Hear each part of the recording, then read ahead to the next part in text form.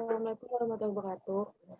Di sini kita bakal bahas tentang manfaat sumber daya alam bagi manusia. Untuk materi yang pertama, pengertian sumber daya alam itu akan dijelaskan oleh Cynthia.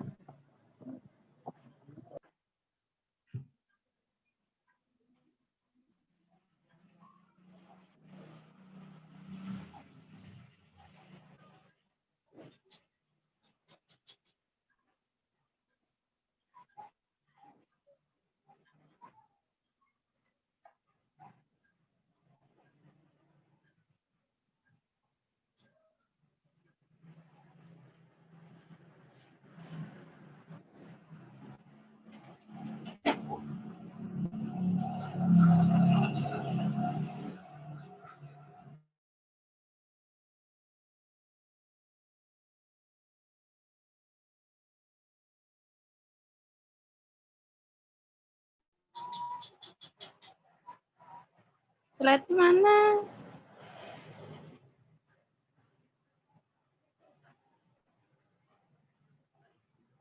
Pengertian sumber daya alam. Sumber daya alam atau SDA adalah bahan yang disediakan oleh bumi yang dapat digunakan manusia untuk menciptakan segala sesuatu yang bermanfaat bagi kebutuhannya.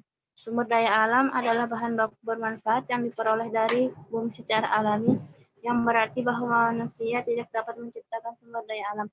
Sebaliknya, kita menggunakan dan memodifikasi sumber daya alam dengan cara yang bermanfaat bagi kita yang bahannya berasal dari alam. Sumber daya alam saling mempengaruhi antara satu sama lain. Jika salah satu dari ekosistem tersebut mengalami perubahan, maka kondisi kehidupan makhluk hidup yang lain juga akan ikut berpengaruh. Misalnya seperti jika air berkurang pada suatu wilayah, maka tumbuhan, tanah, hewan, dan bahkan udara di daerah tersebut akan terpengaruhi secara negatif. Untuk slide ketiga dan keempat akan dibacakan oleh Sofi. B. Keberagaman sumber daya alam terbagi menjadi 4. Pertama, jenis. Kedua, sifat. Ketiga, daya pakai. Keempat, potensi. Yang pertama, jenis. 1. Sumber daya alam non-hayati, abiotik, atau sumber daya alam fisik, yaitu sumber daya alam yang berupa benda-benda mati. Contoh, bahan tambang, tanah, air, dan kincir angin. 2. Sumber daya alam hayati biotik, yaitu sumber daya alam yang berupa makhluk hidup. Contoh, hewan, tumbuhan, mikroba, dan manusia. 2. Sifat. Sumber daya alam dapat dipengaruhi, yaitu sumber daya alam yang dapat bereproduksi dan beregenerasi, pulih kembali. Contoh, hewan, tumbuhan, manusia, dan mikroba. Sumber daya alam tidak dapat diperbarui, yaitu sumber daya alam yang pembentukannya membutuhkan waktu yang sangat lama, ratusan hingga jutaan tahun. Dengan kata lain, sumber daya macam ini dapat habis pada suatu saat nanti. Contoh, minyak tanah, gas bumi, batu bara, dan bahan tambang lainnya. 3. Daya pakai. Daya konsumtif. 1. Sumber daya alam yang tidak cepat habis, yaitu karena nilai konsumtif terhadap barang itu relatif kecil. Di samping itu, sumber daya alam ini dapat dipakai berulang-ulang. Contoh, intan, batu permata, serta logam mulia. 2. Sumber daya alam yang cepat habis, yaitu karena nilai konsumtif barang ini relatif tinggi. Manusia menggunakan dalam jumlah besar, sehingga sumber daya alam ini cepat habis. Di samping itu, daur ulangnya sukar dilakukan. Contoh, gas bumi, minyak bumi, dan lain-lain. Slide kelima akan nilai ekonomi. 1. Sumber daya alam ekonomi, yaitu sumber daya alam yang mempunyai nilai ekonomis sangat berharga, menghasilkan keuntungan, dan untuk mendapatkannya memerlukan biaya yang cukup besar. Contoh, emas, perak, timah, minyak bumi, dan batu bara. 2. Sumber daya alam non-ekonomis, yaitu sumber daya alam yang mendapatkannya dengan biaya yang relatif kecil atau gratis. Contohnya, air, udara, dan sinar matahari. 4. Potensi kegunaan. 1. Sumber daya alam materi, yaitu sumber daya alam yang dimanfaatkan dalam bentuk fisiknya. Contohnya, batu, besi, emas, kayu, serat kapas, dan sebagainya. 2. Sumber daya alam energi, yaitu sumber daya alam yang dimanfaatkan energinya, contoh batu bara, minyak bumi, gas bumi, air terjun, sinar matahari. 3. Sumber daya alam ruang, yaitu sumber daya alam yang berupa ruang atau tempat hidup manusia yang dipengaruhi oleh letak geografis, topografi, relief, bentuk daratan, contoh tanah, daratan, dan angkasa.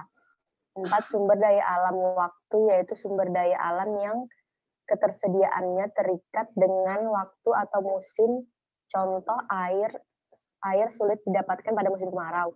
Sebaliknya, ketika musim penghujan terjadi bahaya banjir. Slide ke-6 akan dibahas oleh Endang. C. Pemanfaatan SDA. 1. Tumbuhan menghasilkan oksigen bagi makhluk hidup, mengurangi polusi karena menyerap karbon dioksida, mencegah terjadinya erosi tanah longsor dan banjir, penghasil bahan makanan dan minuman dari tumbuhan, dan lain-lain. 2. Air, sarana irigasi atau pengairan, PLTA atau pembangkit listrik tenaga air, bahan manusia, baik rumah tangga atau industri. Pembangkit listrik tenaga air,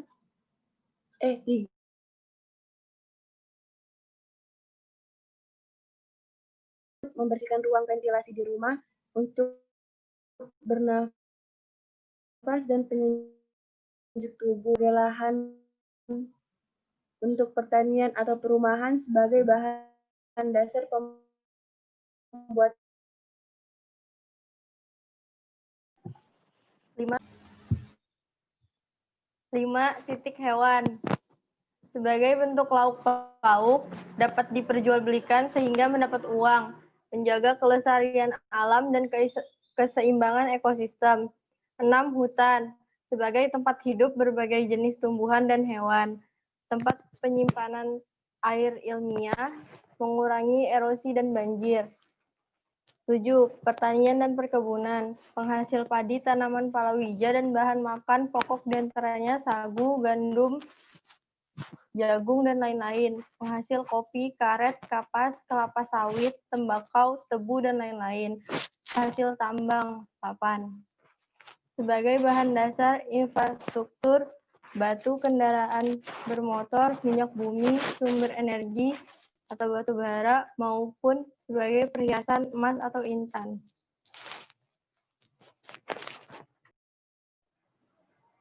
D. Konservasi sumber daya alam. Seperti yang kita tahu, konservasi itu ialah suatu upaya yang dilakukan oleh manusia untuk bisa melestarikan alam. Konservasi bisa juga disebut dengan pelestarian maupun perlindungan. Kita bakal tahu tentang manfaat konservasi di sini. Yang pertama itu memelihara proses ekologi yang penting dan sistem penyangga kehidupan. Yang kedua itu menjamin keragaman genetik. Dan 3 itu melestarikan pemanfaatan jenis dan ekosistem sumber daya alam. Peranan konservasi ini dalam pembangunan itu yang pertama menyelamatkan usaha pembangunan dan hasil-hasil pembangunan. Yang kedua pengembangan ilmu pendidikan. Ketiga, pengembangan pariwisata dan peningkatan devisa. Yang keempat itu pendukung pembangunan bidang pertanian. Yang pertama, kita akan bahas dua poin di sini untuk konservasi. Yang pertama itu konservasi energi dan sumber daya mineral. Yang pertama di sini dibahas itu konservasi energi itu meliputi mengatur penggunaan energi yang berkualitas, meminimumkan penggunaan energi untuk transportasi. Yang ketiga itu mengubah energi secara efisien. Selanjutnya itu konservasi sumber daya mineral, yaitu mengatur penggunaan mineral agar tetap terjaga kelestariannya. Yang kedua itu mengubah mineral secara efisien. Poin yang kedua yaitu konservasi sumber daya buatan dan cagar budaya.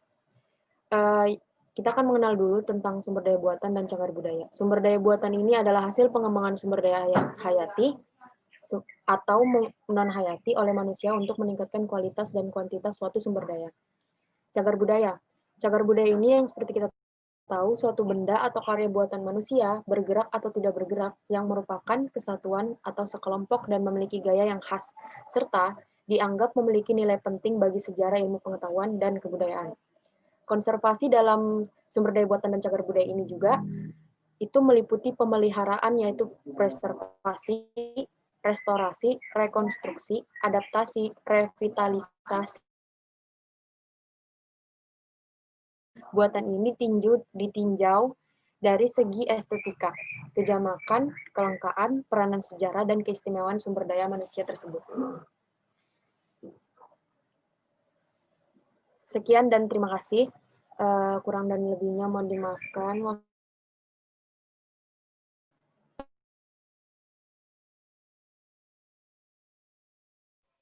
Oke, sudah.